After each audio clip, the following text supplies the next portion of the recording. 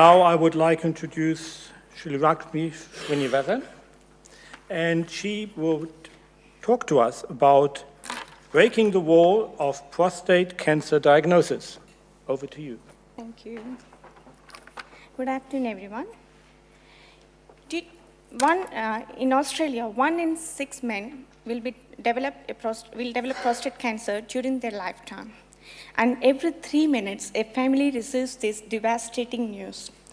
Currently, the widely used test for prostate cancer diagnosis is the PSA test that measures the levels of prostate-specific antigen protein secreted by prostate cells into blood. And can you believe that more than 1.6 million PSA tests are performed in Australia every year? Unfortunately, 42% of these tests are misdiagnosed, just because PSA levels are also influenced by age, inflammatory conditions of the prostate, etc. So this results in either overdiagnosis that can lead to unnecessary treatment or late diagnosis in patients with low PSA levels who are likely to go untreated until they reach advanced stage of the disease. This dramatically reduces the overall quality of life in these men.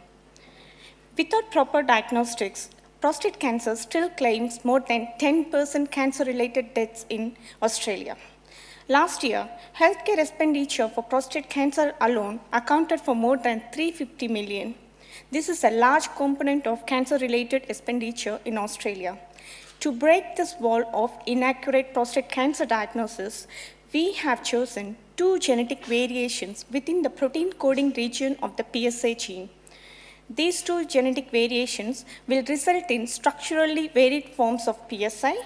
This will be referred to as SNP1 and 2. We observed SNP2 to significantly reduce the expression of PSI in the prostate tissue in a small cohort of 50 men. We also observed the varied PSA isoforms to have a lower detection efficiency by the conventional PSA test, leading to false negatives. In blood, PSA, it can exist either as a free form or complexed with certain inhibitors.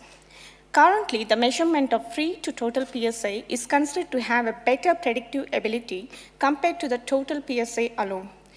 Therefore, we measured free to total PSA in our patient samples, and what we observed was the SNPs lower the ability of PSA to complex with inhibitors. Therefore, we propose a DNA test that can determine the presence of either of these genetic variations, and this will be a first step for prostate cancer diagnosis. In our lab, we are also developing a modified PSA test that can accurately detect the 2 varied forms of PSI, and this will lead to reduction in unnecessary treatment options.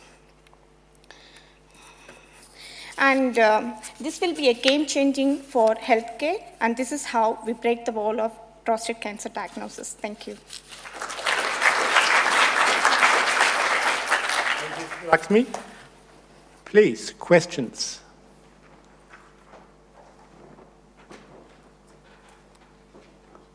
There's Andrew. I understand that the aggressive form, which is the one that's important to detect, and the more benign form, which of the 2 proteins is linked to the aggressive form? Okay, that's a very good question. So we are not going to differentiate between aggressive and benign forms using this test.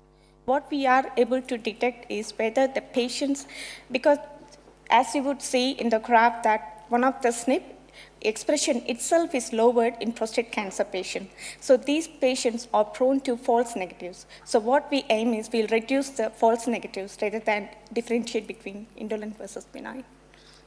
We have a question up there, center. I was just wondering, what's the occurrence of the single nucleotide polymorphism 1 and 2 together as a heterozygote in the population? So you're asking me what's the frequency of having both mutations in the same person? Is that right? Yes. Yes. So we have already screened 50,000 prostate cancer patients as well as 35,000 controls for these 2 SNPs, and none of the patients had 2 SNPs in them. Really? Yes. Probably we can have, if we have a larger number, we can try. Good. On that note, please let us thank Srilakshmi again. Thank you.